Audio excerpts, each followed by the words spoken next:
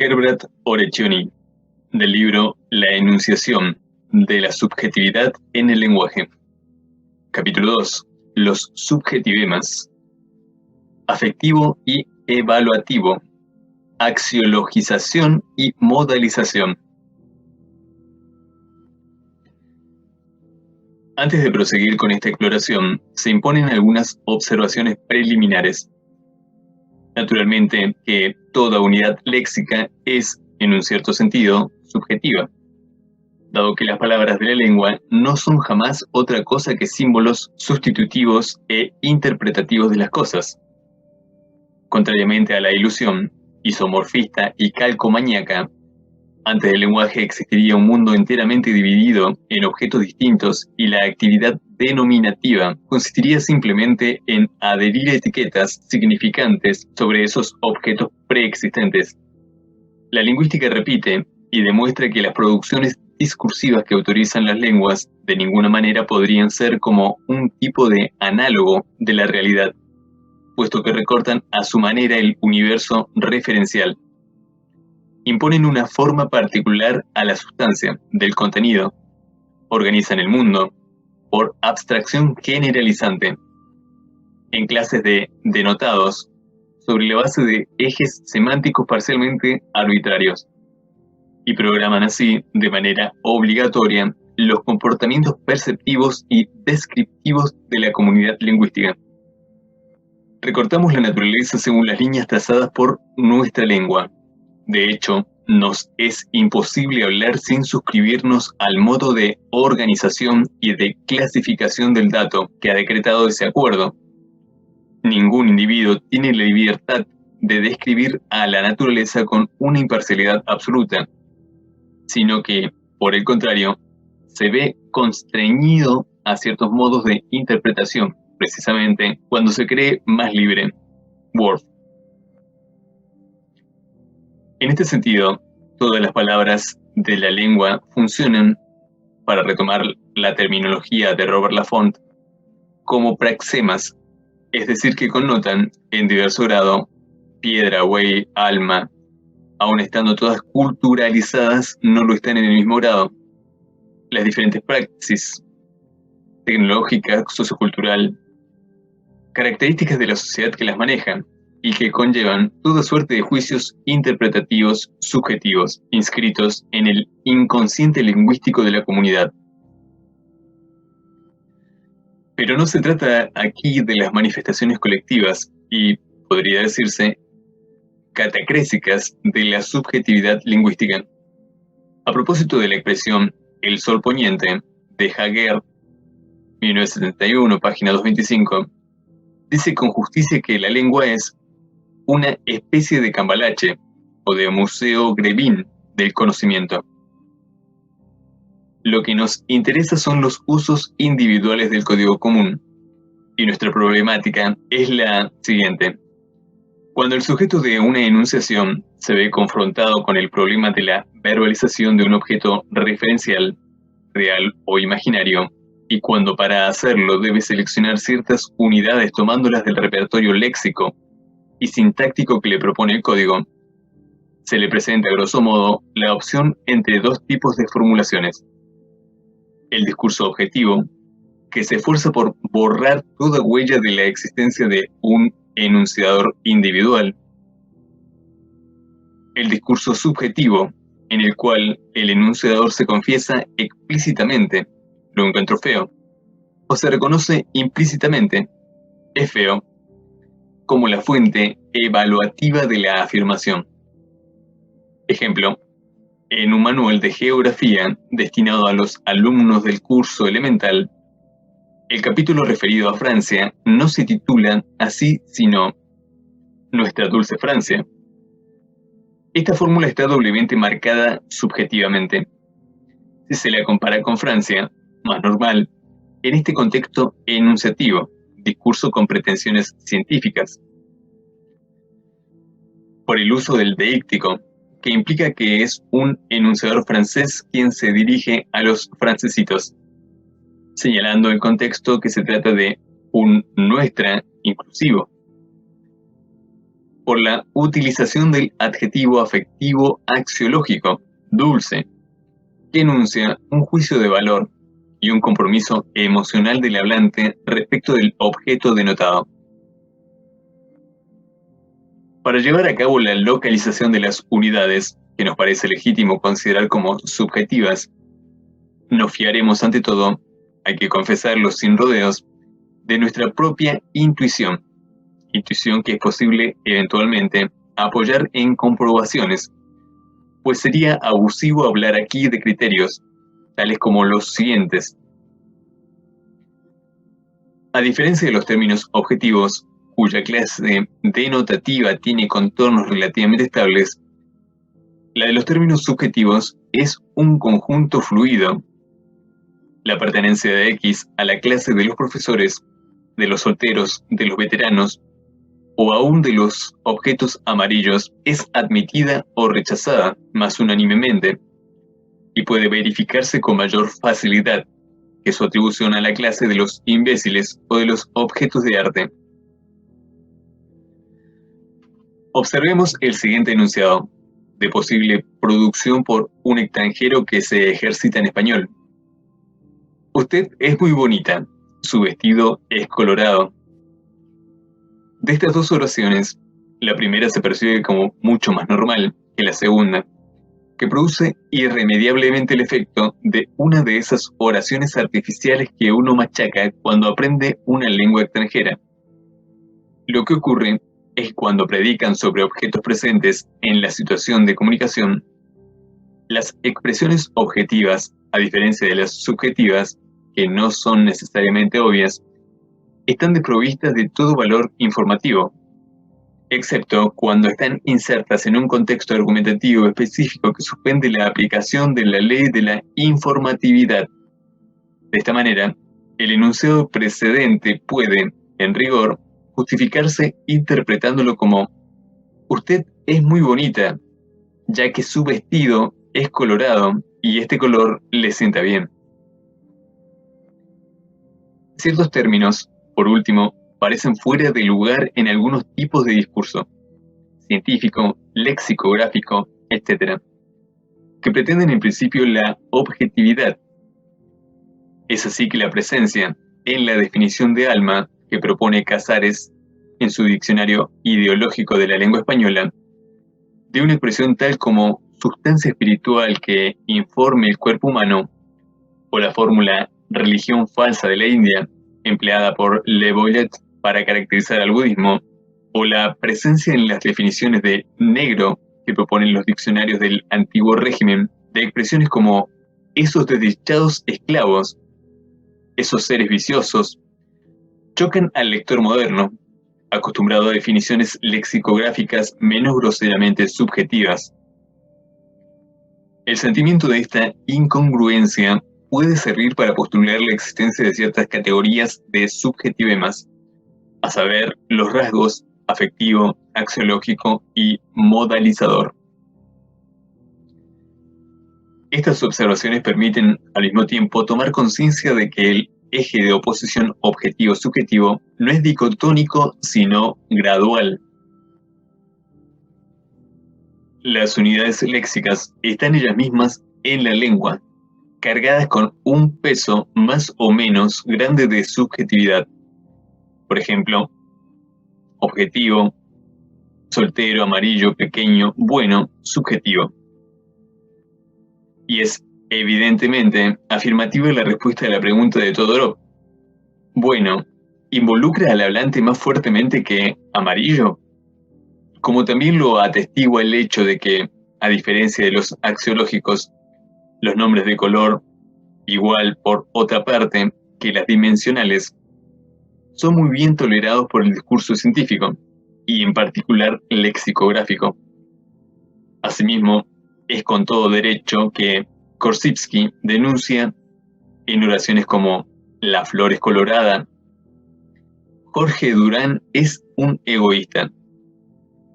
La impostura que constituye el verbo ser, que hace como si la propiedad que tiene por función atribuir al objeto estuviese intrínsecamente ligada a este, cuando la verdad es que solo se constituye en la relación que existe entre el objeto percibido y el sujeto perceptor.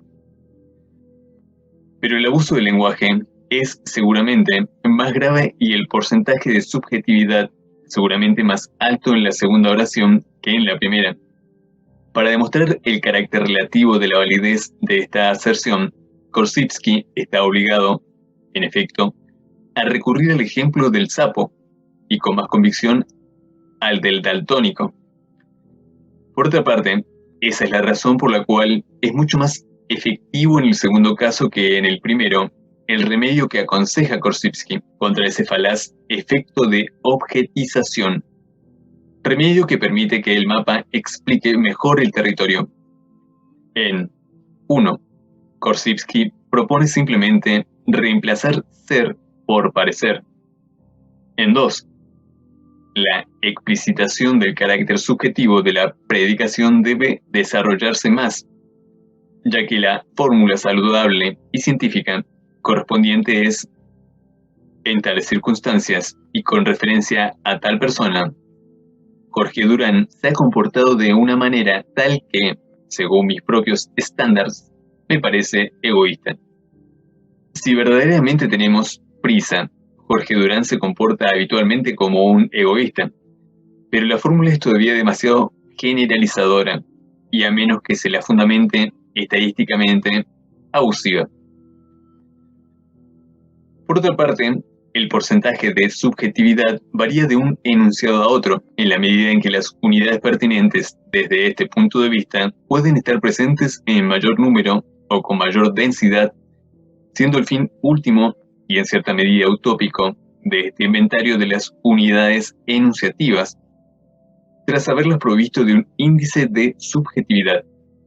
La elaboración de un método de cálculo del porcentaje de subjetividad presente en un enunciado dado. Esto permitiría zanjar todos esos confusos debates sobre la objetividad de tal o cual artículo u órgano de prensa. Así, uno puede preguntarse qué significa exactamente la bonita fórmula, con su quiasmo semántico, de la que se vale Le Nouvel Observateur para definirse como el más objetivo de los diarios de opinión y el más comprometido de los diarios de información. Más adelante procuraremos contestar a esta pregunta. Después de todas estas precauciones oratorias, ya es hora de proseguir con la exploración de las unidades significantes, cuyo significado presenta el rasgo subjetivo y cuya definición semántica exige la mención de su usuario. La llevaremos a cabo distinguiendo, en un primer momento, por razones de comodidad descriptiva, las diferentes partes del discurso. 2.1. Los sustantivos. La mayor parte de los sustantivos afectivos y evaluativos son derivados de verbos o de adjetivos. Aquí no nos ocuparemos de ellos, sino que remitiremos el análisis de términos como amor, pretexto, acusación, belleza, pequeñez, etc. al de amar, pretextar, acusar, bello, pequeño, etc. Queda un cierto número de unidades intrínsecamente sustantivas, las cuales nos van a permitir plantear el problema de esos términos peyorativos, desvalorizadores, elogiosos, laudativos, valorizadores, que llamamos axiológicos. 2.1.1. El problema de la categoría axiológica.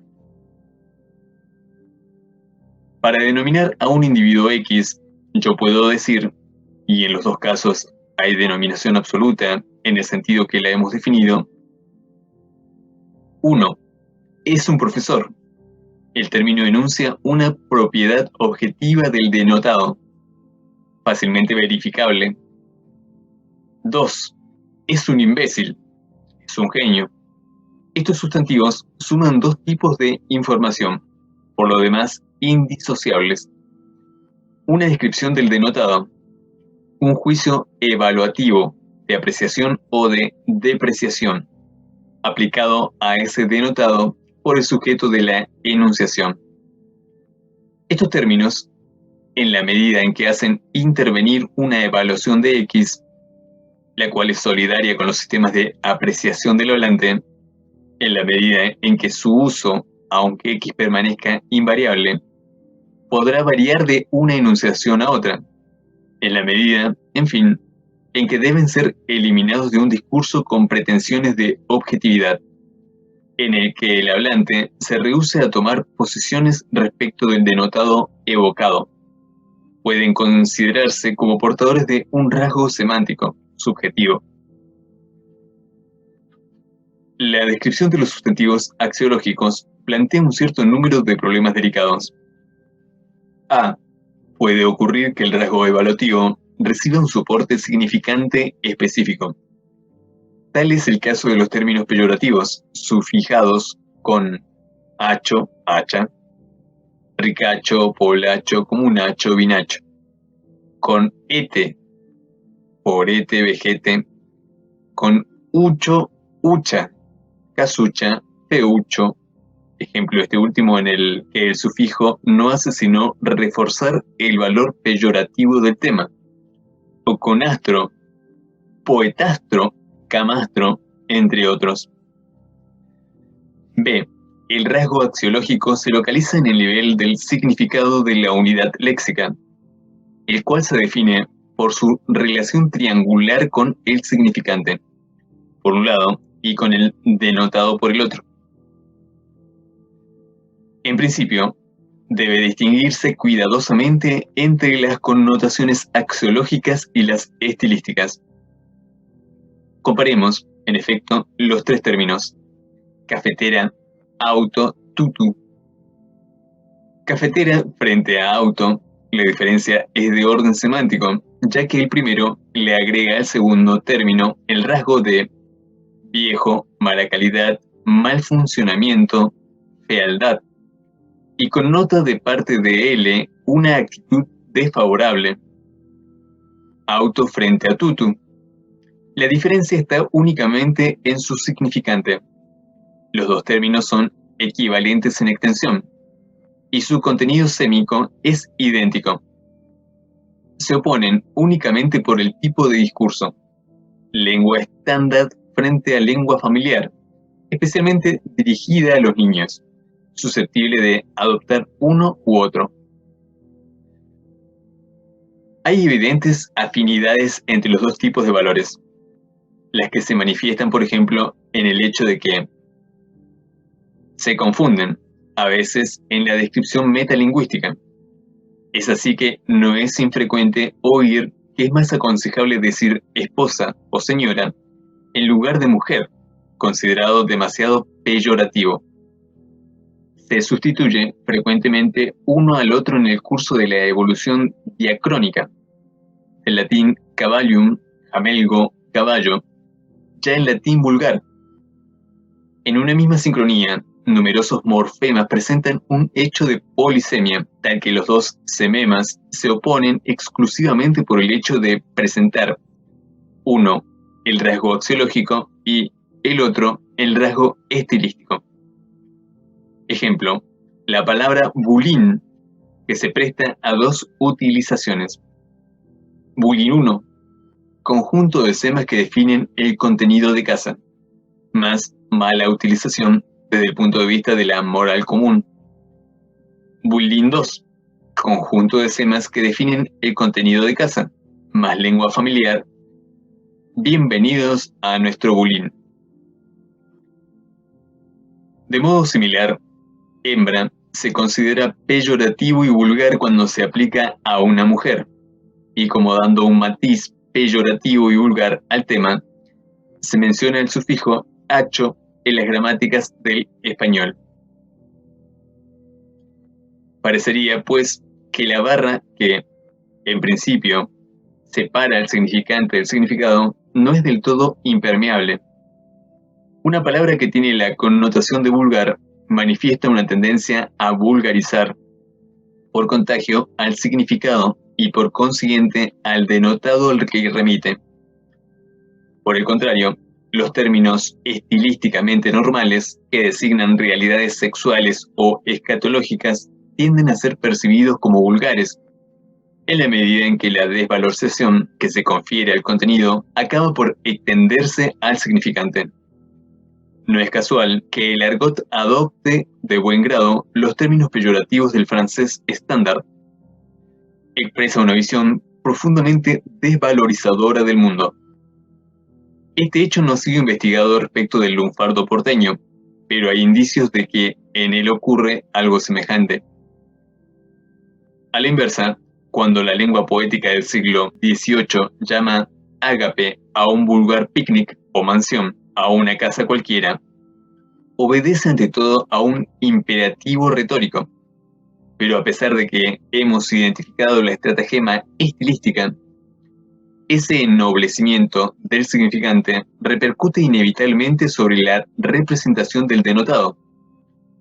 Las listas de equivalencias entre palabras comunes y expresiones nobles que proponen los diccionarios del siglo XVIII no son tan inocentemente artificiales como podría creerse.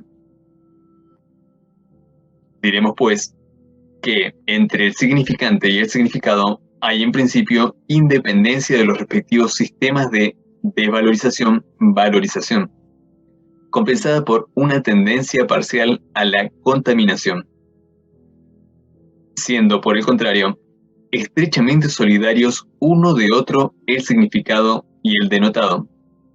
Puesto que el significado es la imagen lingüística abstracta del denotado y los temas que lo componen, la imagen de las propiedades pertinentes del denotado, entre el significado y el denotado hay solidaridad general de los respectivos sistemas de valorización-desvalorización, compensada por una tendencia parcial a la autonomía. Existe una evidencia intuitiva, ampliamente confirmada por los análisis de las mitologías de lo cotidiano. El Georges Perec de las cosas, el Barthes de las mitologías, el Baudrillard del sistema des objets, sistema de los objetos, de que los objetos referenciales son ellos mismos el centro de cristalizaciones axiológicas y el objeto de juicios evaluativos variables de una sociedad a otra. Kingsley, el ser despreciable puede ser el perro en una determinada sociedad, en otra, la prostituta, en una tercera, la bruja o el verdugo, y así sucesivamente. Así pues, conviene distinguir, en un primer momento teórico, los valores axiológicos que se localizan en el nivel de la representación referencial y que pueden reflejarse en todo tipo de prácticas simbólicas, y los que se inscriben en los significados léxicos. Pero inmediatamente debemos añadir que a partir del referente y gracias a la acción mediatizadora de la competencia ideológica, las connotaciones axiológicas, al cabo de cierto tiempo, pues los valores lingüísticos se caracterizan por una mayor inercia respecto de las representaciones referenciales, terminan por pasar a la lengua. Cuando Cabana declara que la naturaleza es como la justicia, la virtud, el honor, la belleza, el hombre, la infancia desdichada, la cultura clásica, el acorazado Potemkin, la cocina a la manteca y la música sinfónica, no podemos estar en contra. El consenso que denuncia caracteriza en primer término la actitud de los franceses hacia el objeto naturaleza, pero la santificación del objeto, es decir, por supuesto, de su representación culturalizada, lleva indirectamente, por metonimia, a la valorización de la palabra. Para el Black Power, el color negro es hermoso, lo que no impide que de su eslogan salga embellecida también la palabra negro. C. El valor axiológico de un término, o más precisamente para no seguir complicando el problema sumándole el de la polisemia, el valor que se atribuye a uno de sus sememas puede ser más o menos estable o inestable. Esto es, hay términos que están claramente marcados en el interior del dia-sistema, integrador de todos los lectos, con una connotación positiva o negativa. Pero al lado de ellos hay otros que solo reciben una connotación. Así, en un dialecto, un sociolecto o un idiolecto en particular. Es por ello que podemos ver cómo se axiologiza un término generalmente neutro. Minuit, en 1974, he empleado a menudo, a lo largo de este libro, la palabra médico en un sentido peyorativo y aún injurioso. Lo hice por pura comodidad de la escritura, y demás está decir que de ninguna manera ubico en el mismo plano a los autores de la enciclopedia y a los medios que no comparten las opiniones de aquellos. La lengua funcionaría, por cierto, mucho mejor si para cada clase de objetos discriminase terminológicamente los buenos de los malos, o como se invierte su connotación usual. Blaise Cendrars. La publicidad es la más cálida manifestación de la vitalidad de los hombres de hoy, de su puerilidad, de su don de invención y de imaginación. Así como cualquier palabra, no importa cuál, si se encuentra inserta en un texto apropiado o acompañada de determinados significantes entonacionales o gráficos específicos, puede resultar investida por una connotación valorizadora, desvalorizadora, inédita. Así también, en el límite, es la clase de la totalidad de los sustantivos la que viene a instalarse en la clase de los axiológicos. Pero la inestabilidad de las investiduras axiológicas que se observa en las competencias léxicas se debe, sobre todo, a la diversidad de las competencias ideológicas que reflejan. A diferencia de racismo, sexismo, maquiavelismo, extremismo, etc., que funcionan normalmente como términos injuriosos y por lo tanto pueden considerarse como marcados en la lengua.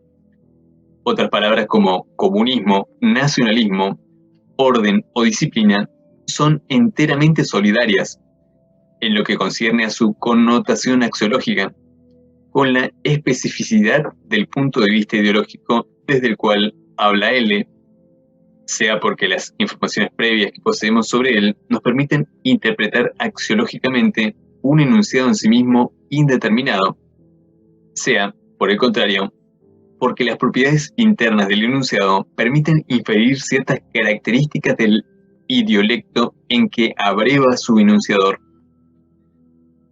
En cuanto a los valores inscritos en el diasistema, nos permiten diagnosticar la actitud de desprecio o de reverencia que adopta en su conjunto la sociedad respecto de tales o cuales objetos referenciales y el lugar que ocupan en el interior del sistema, muy jerarquizado, de sus representaciones colectivas. Nuestra sociedad europea, por ejemplo, desvaloriza persistentemente la esfera de lo sexual y de lo escatológico. Valoriza lo alto con respecto a lo bajo, lo grande frente a lo pequeño y, lejos de aceptar que el trabajo, cualquier trabajo, dignifica, mas los proverbios enuncian muy a menudo, como lo ha mostrado Meluc, una contradoja, impone a aquellos que tienen la desgracia de ejercer un oficio infamante la obligación de valerse, prudentemente, de la hiperonimia o, astutamente, del eufemismo, que consiste en reemplazar la expresión normal por otra mejor connotada. D. La variabilidad de los valores axiológicos susceptibles de llegar a investir una misma unidad léxica no contribuye en nada a facilitar su análisis. Cuando Michel Droit define a Cohn-Bendit como un pequeño boche, mofletudo y barrigón, el valor axiológico del enunciado, que se reparte por toda la secuencia pero se concentra sobre todo en boche, es más que evidente y se requería todo el aplomo de un Droit para atreverse a negarlo. Lo que hizo, en efecto, en una emisión televisiva del 2 de mayo de 1978, cuando se le reprochó lo despectivo de la oración citada, encontró la siguiente réplica: soberbia en su mala fe y su humor involuntario.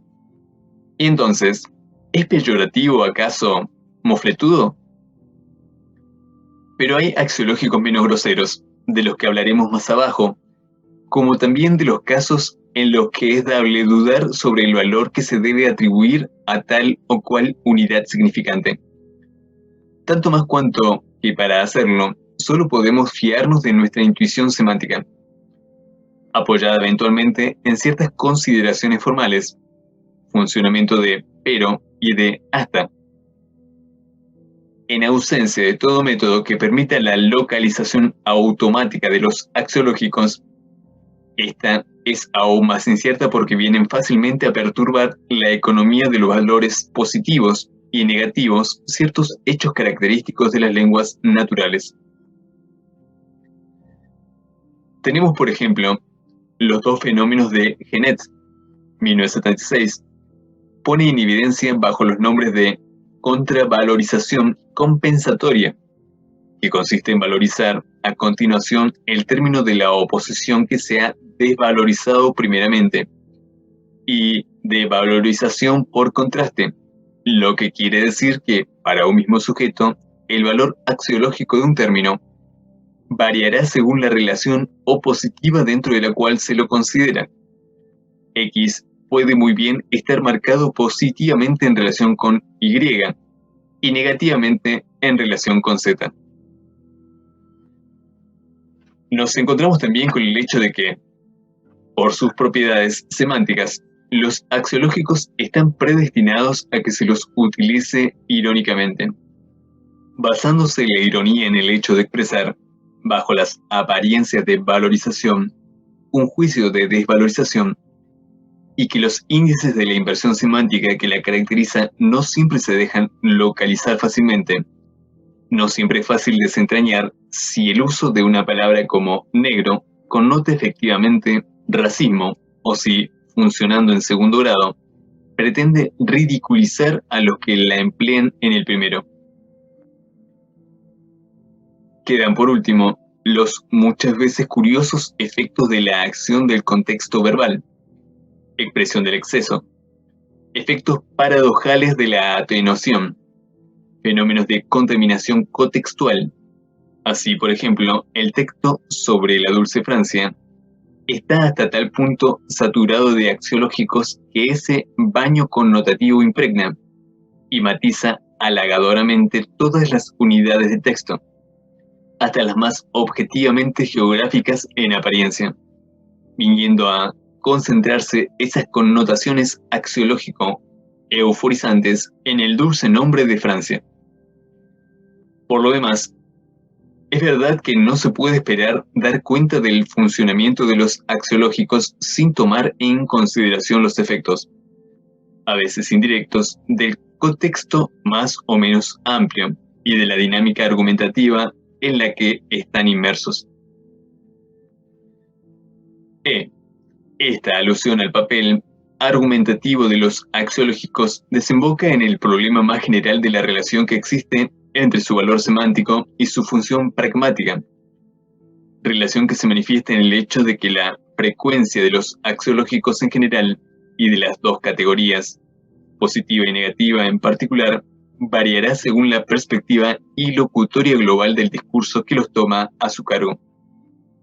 Los axiológicos serán naturalmente más numerosos en los enunciados de intención evaluativa que en los que tienen pretensiones descriptivas.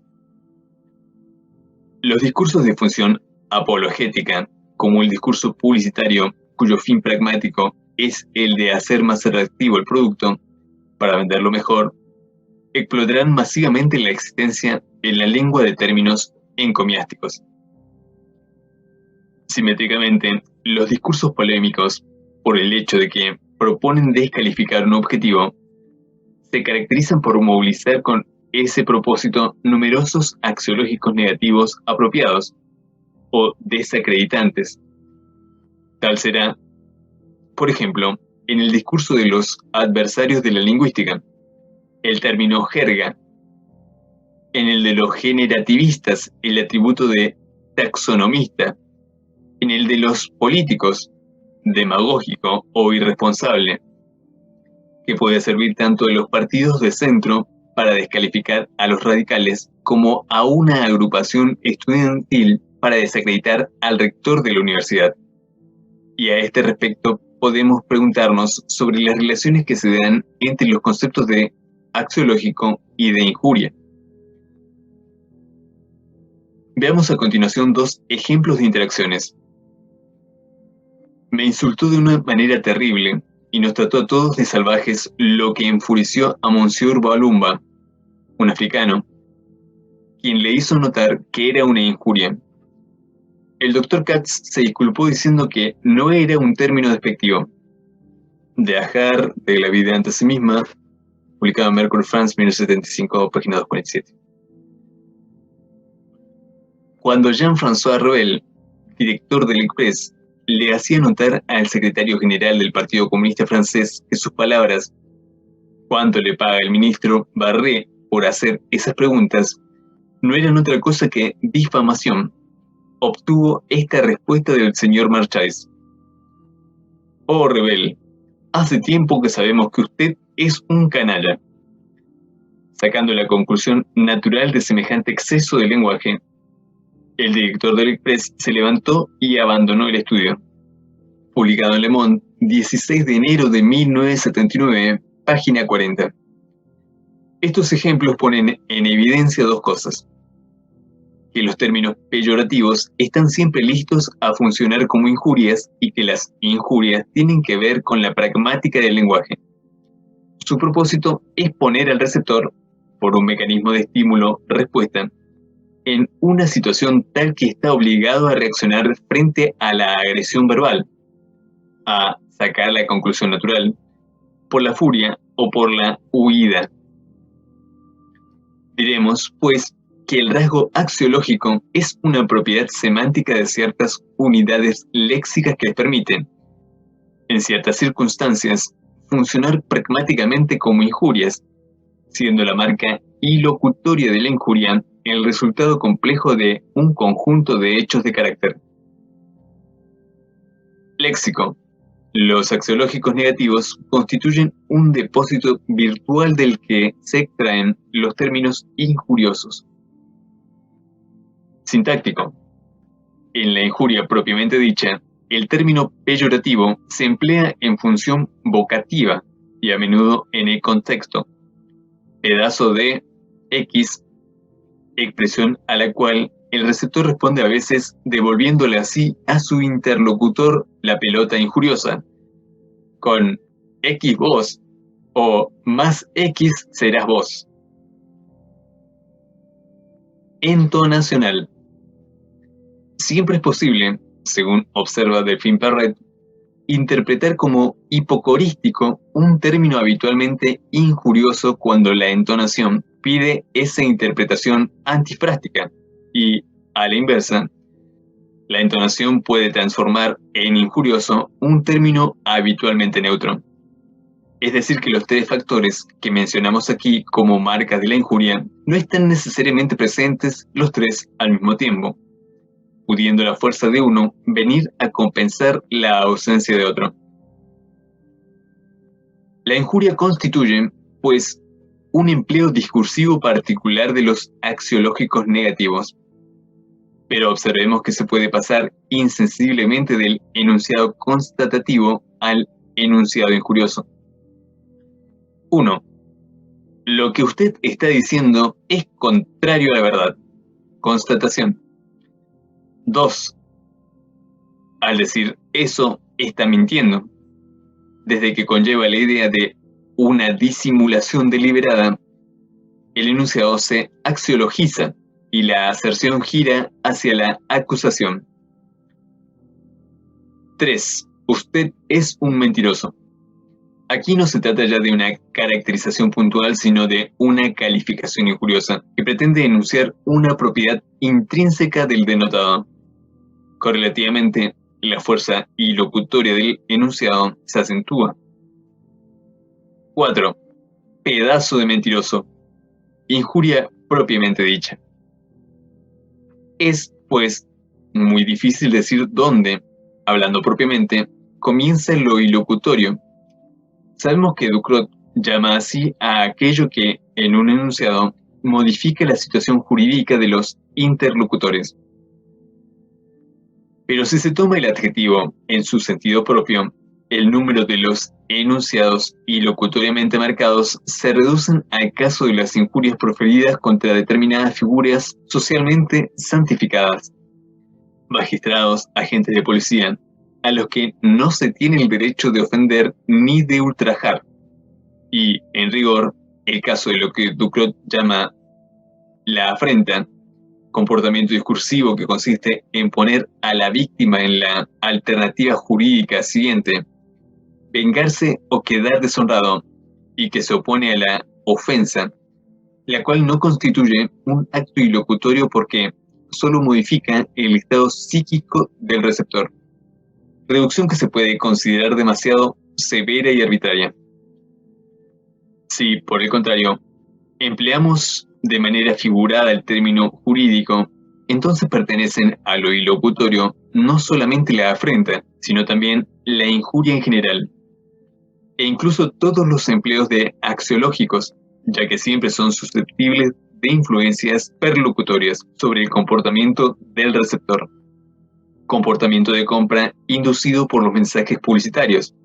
Respuesta a los sondeos de opinión inducida por la formulación de la pregunta, etc. Con relación a la injuria, señalemos aún lo siguiente. En algunas sociedades y en ciertas circunstancias, el empleo de la injuria obedece a reglas tan estrictas que parecen provenir directamente de un manual de uso correcto.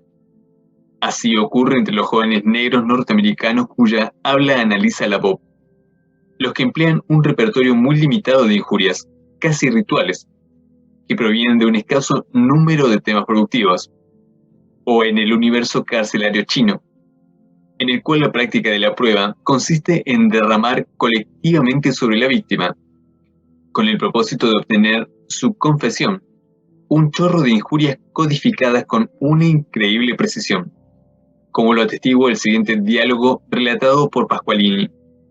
Así, en lugar de estar reconocido al Partido Comunista por haber mejorado la situación, usted está intentando sabotear su sistema. ¿Se da cuenta de hasta qué punto se ha portado como un canalla? Lu lo interrumpió, con la voz vibrante de cólera. Tenía que recordar a Chu las reglas del juego. No lo trate de canalla, dijo firmemente. Sabe bien que ese tipo de insulto está prohibido durante las sesiones de estudio. No podemos emplear ese lenguaje respecto de nuestros compañeros de célula. Chu bajó un tono en el vocabulario peyorativo oficial. De acuerdo, huevo podrido, entonces. No, replicó Lu, sacudiendo la cabeza. Ni siquiera eso. Si quiere, puede tratarlo de mal elemento, o de reaccionario, o de propietario asqueroso. De propietario que no merece ni siquiera su nombre. Podemos tratarlo de rico propietario insignificante. En este ejemplo, el grado de la calificación peyorativa tiene un papel determinante, en tanto que no importa el contenido denotativo. Se asiste, pues, a una especie de vaciamiento semántico de la expresión en provecho de la connotación axiológica sola, y revisionista, fascista, agente del imperialismo, reaccionario, sucio burgués hediondo, elemento obstinado, bosta de perro, serpiente venenosa, representante típico de la burguesía, etc. Funcionan como sinónimos que solamente se oponen sobre el eje de la intensidad. En el caso de la banda de los cuatro, la adecuación denotativa de los architérminos peyorativos capitalista y revisionista usados para descalificarlos era tan dudosa como evidente su eficacia connotativa. Se puede hacer la misma observación respecto de la palabra judío, sinónima de que no está bien para algunos árabes, etc. Para que la injuria pueda funcionar adecuadamente, es decir, que el efecto perlocutorio que se obtiene concuerde con el valor ilocutorio que se propone el enunciado, hace falta también que A la perciba como tal, que participe por consiguiente del sistema axiológico de L. Supongamos, por ejemplo, que L trata a A de anarquista y que A le responde con soberbia, como Mastroianni en Rêve de Ginge, Sueño de simio, de Marco Ferreri, perfectamente. Él le queda pagando, y el combate polémico termina por falta de combatientes. Recordemos, por último, la siguiente observación de Bali. Supongamos a un hombre de mundo, cuyo lenguaje es habitualmente correcto y pulido, a quien se le pregunta su opinión sobre un financista deshonesto. Si responde, es un atorrante, se tendrá la impresión de un cuerpo extraño alojado en un sistema expresivo enteramente diferente. Intuimos que el sujeto habría empleado normalmente otra palabra, canalla, miserable, etc. Si ha elegido una más vulgar, es para marcar mejor su desprecio. Cuanto más bajo es un término, más tiende a degradar al objeto que denota. Es decir, que la connotación estilística puede, en algunos casos, reforzar los efectos pragmáticos de la connotación axiológica. 2.1.2 Conclusiones. Los axiológicos, elogiosos o injuriosos, tienen pues el papel de detonadores y locutorios con efectos inmediatos y a veces violentos. Se los maneja por ello con infinitas precauciones. Y es por ello también que el lenguaje culto prefiere atenuarlos con una lítote o un eufemismo, sirviendo la lítote para los dos tipos de axiológicos, mientras que el eufemismo atenúa únicamente los peyorativos, cuyo elogio razonado pronuncia Pierre Larousse en los siguientes términos. Así pues, hemos dado a cada artículo una extensión proporcional al verdadero valor del personaje, pero manteniéndolos, respecto de los contemporáneos, en los límites de una apreciación cortés, que no llega nunca a una obsecuencia calculada y a través de la cual, no obstante, asoma siempre fácilmente nuestra opinión. La verdad no gana nada porque se la formule brutalmente, y hay susceptibilidades que sería injusto y a veces cruel herir invocando como pretexto la imparcialidad. Debemos consideraciones a los vivos, ha dicho tan justamente Voltaire. A los muertos solo les debemos la verdad. Sobre este principio hemos regulado nuestros juicios. Gran Diccionario Universal del siglo XIX. Encontramos axiológicos en todas las partes de la oración. Dentro de poco tendremos, pues, la ocasión de encontrar otros ejemplos, pero podemos desde ahora recapitular algunas de sus propiedades. A diferencia de otros tipos de unidades subjetivas, deícticos, verbos modales, los axiológicos son implícitamente enunciativos. Cuando insulto a alguien, le aplico un término que debe calificarlo o designarlo, a él, pero permitirme a mí que me mantenga al margen, puesto que su fin es convencer lo más posible a mi interlocutor de que es su propio carácter el que es estigmatizado por el insulto, y no por su posición con respecto a mí, sin lo cual la vivacidad del insulto se vería debilitada, presentándose como relativo. En el insulto, pues, y a pesar de su carácter explícito, hay un elemento disfrazado que se podría intentar formular como «soy yo quien lo digo». Esta observación de Flahault es válida para todos los usos de axiológicos, ya que por tener que ver con la modalidad de la que volveremos a hablar, de la subjetividad objetivizada, permiten al enunciador tomar posesión sin confesarse abiertamente como la fuente del juicio evaluativo. Juicio que, sin embargo, no lo compromete más que a él, y cuyo carácter eminentemente subjetivo no puede negar. Hacer uso de los axiológicos es, en cierta medida, hablar de sí mismo. Delaunay: «¡Qué hermoso es! ¡Qué césped magnífico! Este cantero florecido. ¡Qué olor suave! ¿Sabe, señor arquitecto? Discúlpeme por hablarle de mí. Se le puede decir todo a un arquitecto». Y hasta se podría pensar que los axiológicos merecerían, en un modelo que pretendiese cuantificar el porcentaje de subjetividad obrante en un enunciado dado, que se les adhiriera un índice variable, ya que la carga axiológica varía de una unidad a otra y de una figuración a otra, pero por lo general alto. Se trata de operadores de subjetividad particularmente perceptivos y eficaces, que permiten al hablante ubicarse claramente en relación con los contenidos afirmados, y que, por ello mismo, conviene evitar escrupulosamente en ciertos tipos de discurso.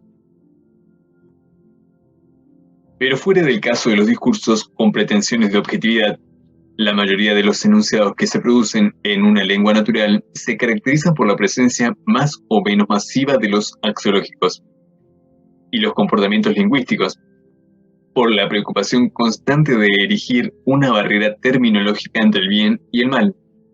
Hay un momento en el cual el liberalismo se convierte en libertarismo, pero hay una línea más allá de la cual la chiquillada se convierte en infantilismo. Baroncelli. Hay una palabra que me gusta, promesa. La palabra vil es compromiso. Nourricier. Por esa manía evaluativa que hace notar Genet al referirse al caso especial de los discursos mimologistas, esa necesidad de valorización, rechazo de la neutralidad, que constantemente hace tomar partido, preferir esto o aquello, una lengua a otra, las vocales a las consonantes, las consonantes a las vocales, el ordo rectus o el rectus ordo, el masculino o el femenino. Necesidad en la codificación que repercute en la codificación bajo la forma de ese reflejo interpretativo del que tenemos constante experiencia. ¿Qué piensa el que habla del objeto del que habla? ¿Está a favor o en contra? Es más fácil irritarse por esa necesidad refleja que deshacerse de ella. Sucede muy a menudo que el arsenal de argumentos desplegados en un determinado discurso tiene por objeto, más que hacer la luz sobre una verdad cualquiera, cubrir y legitimar a posteriori prejuicios que no se pueden desarraigar. Estas investiduras axiológicas nos parecen hasta tal punto características del funcionamiento del discurso en una lengua natural, que hemos formulado en otro lugar la hipótesis de que su finalidad principal consistiría en hacer admitir que el objeto del discurso A está bien o mal, y que se procede a ello aproximando A otro objeto B, que consideramos axiológicamente marcado y cuya marca trasladamos indirectamente de B a A, lo que da el esquema argumentativo siguiente, que tiene numerosas variantes. A es B, simbolizado con ser, una archirrelación que abarca la analogía, la inclusión, la atribución de una propiedad, etc.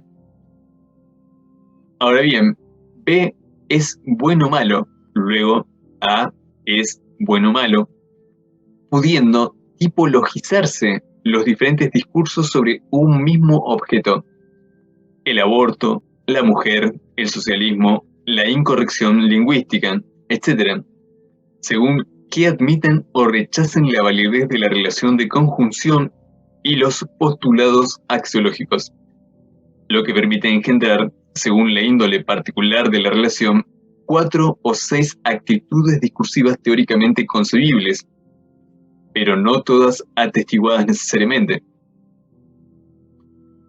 Debemos mencionar que este rebote axiológico está, en principio, orientado, y lo está de la manera siguiente. Argumentando bien, parece más justo deducir, a partir de ciertas constataciones empíricas, consecuencias evaluativas que se refieren a entidades más abstractas.